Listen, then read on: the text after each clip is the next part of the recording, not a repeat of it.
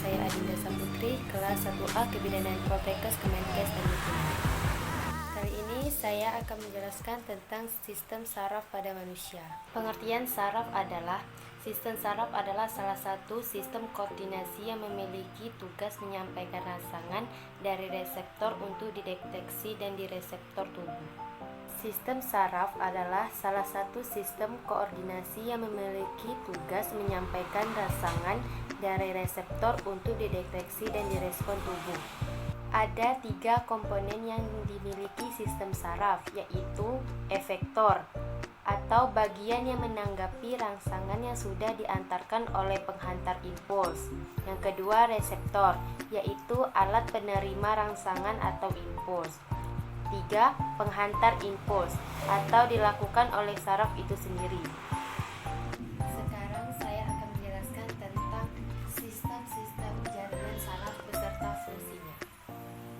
Yang pertama, sel tubuh atau badan sel adalah bagian sel saraf yang merupakan tempat melekatnya akson dan dendrit.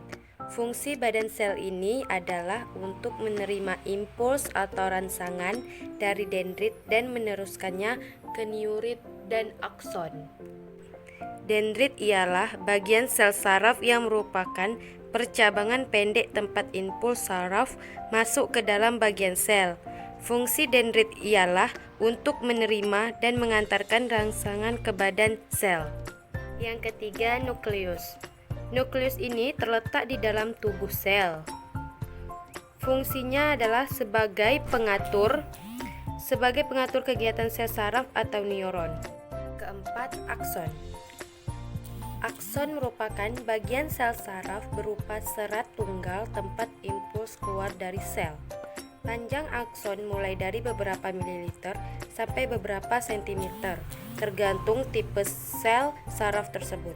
Selubung melin. Selubung melin merupakan lapisan lemak tipis yang menyelubungi akson dan juga beberapa dendrit. Fungsi selubung melin ialah untuk melindungi neurit dari kerusakan dan mencegah impuls bocor. Terakhir adalah akson terminal.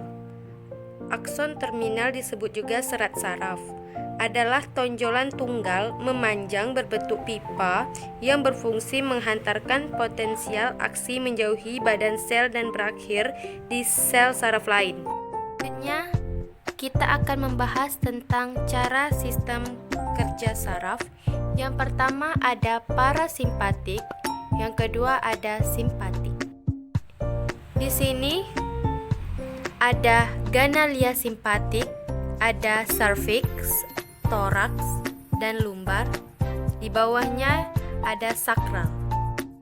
Bagian parasimpatik terdiri dari penyempitan pupil mata, merangsang kelenjar ludah, memperlambat denyut jantung, penyempitan bronki paru-paru, merangsang aktivitas lambung dan usus, merangsang aktivitas pankreas, merangsang kantung, empedu meningkatkan, penggosongan kantung kemih meningkatkan, dan ereksi genitalia di bagian parasimpatik.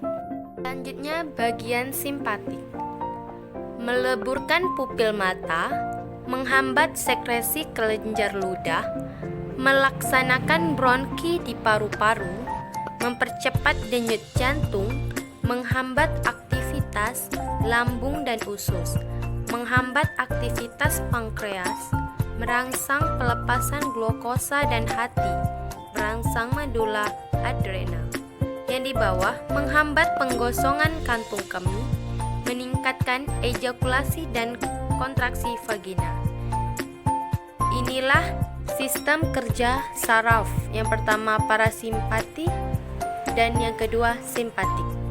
Kesimpulannya adalah sistem saraf merupakan salah satu sistem koordinasi yang bertugas menyampaikan rangsangan dari reseptor untuk dideteksi dan direspon oleh tubuh. Sistem saraf terdiri dari jutaan sel saraf atau neuron.